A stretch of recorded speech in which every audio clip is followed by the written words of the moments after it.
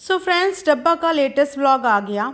अब व्लॉग में देख के एक चीज़ तो हमें कंफर्म हो गया कि ये मुंबई की पूरी टोली मौधा जाने के लिए रेडी हो चुकी है। और इसके अलावा भी व्लॉग में देख के बहुत कुछ पता चला। उन सब चीज़ों के बारे में हम लोग आज पॉडकास्ट में डिस्कशन करेंगे, इसीलिए पॉडकास्ट को एंड तक ज़रूर सुनना।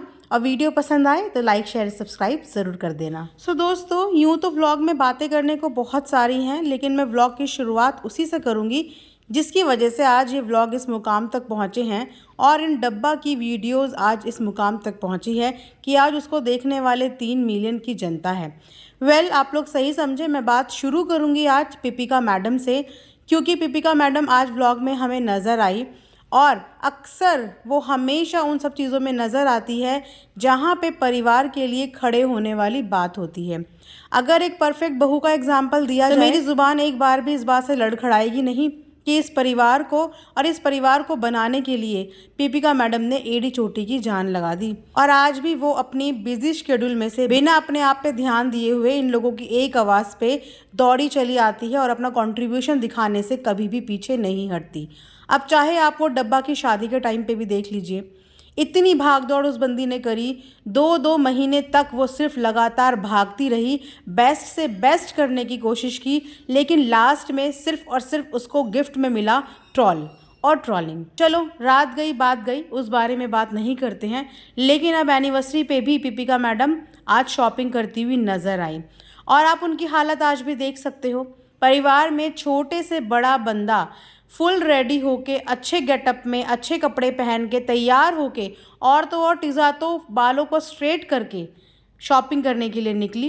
लेकिन वहीं पे अगर आप पिपिका मैडम की तरफ एक बार देखोगे तो वो बंदी जैसी हालत में थी वैसी हालत में उठ के आई और उसने अपनी तरफ से पूरी कोशिश की। लेकिन मुझे व्लॉग देख के ऐसा लगा कि इस बार डब्बा बिल्कुल भी इंटरेस्टेड नहीं थी भाभी की पसंद का कुछ भी लेने के लिए, क्योंकि वो ऑलरेडी बच्चों के लिए सब कुछ पसंद कर चुकी थी, अपने लिए पसंद कर चुकी थी और कोशिश कर रही थी कि भाभी से थोड़ा अलग अलग जाके ही कुछ कुछ चीज़ें शॉपिंग कर ले।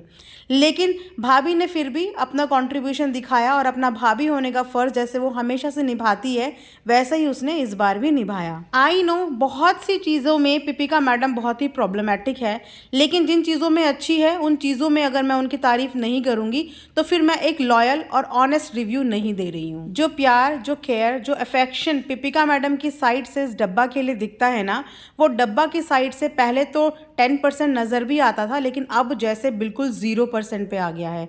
वो बिल्कुल भी अपनी भाभी को लेके केयरिंग नज़र नहीं आती हैं। भाभी छोड़िए, उनका तो पहला भतीजा है और भतीजा बुआ की जान होता है। मुझे पता है कि आज भी अगर मेरी आवाज़ में ज़रा सा लड़खड़ापन निकल जाता है ना तो मेरी बुआ एकदम समझ जाती है कि मेरे साथ क्या हुआ होगा या मैं किस बात से डिस्टर्ब हूँ। तो इनके घर तो रिश्तों के नाम पे सिर्फ भाई और बहन, यानी कि एक भाई और एक बहन है, तो दोनों में एक दूसरे की जान बसनी चाहिए थी। और भाई के बेटे में तो बुआ की जान डेफिनेटली बसनी चाहिए थी। जिस तरीके का प्यार ये बाकी बच्चों में दिखाती हैं, तो सोचो अपने भतीजे के लिए इनके दिल में कितना प्यार होना चाहिए था। इनका तो आधा वक्त ही अपने भतीजे के साथ गुजरना चाहिए था, आधे से ज़्यादा टाइम तो इनको उसके साथ खेलते हुए ही हमें देखना चाहिए था। लेकिन हमें ये कभी भी अपने भतीजे के साथ टाइम स्पेंड करती हुई नज़र नहीं आती। आज भी व्लॉग में शायद कंटेंट में या सिर्फ दिखाने के लिए इन्होंने 1 सेकंड के लिए उसके साथ खेला, उसके अलावा उसको गोद में तक इन्होंने नहीं पकड़ा। और तो और इनको आप खुद देख लीजिए कि मुंबई आए हुए कितने दिन हो चुके हैं और इससे पहले भी अक्सर इनकी मुंबई की विज़िट लगी रहती हैं, लेकिन ये कभी भी जाके अपने भतीजे के साथ खेलती नहीं हैं, उसके साथ टाइम स्पेंड नहीं करती हैं। हाँ, जब कभी उसके लिए कुछ गिफ्ट्स या कपड़े लाती है तो कंटेंट दिखाने और कंटेंट बनाने के लिए वो देती हुई नज़र ज़रूर आती है। लेकिन एक कहते हैं ना कि एक नेचुरल बॉन्ड और एक नेचुरल टाइम जो बिना किसी कंटेंट के हो, सिर्फ प्यार दिखे, वो कभी भी डब्बा की साइड से अपने भतीजे के लिए नज़र ही नहीं आया।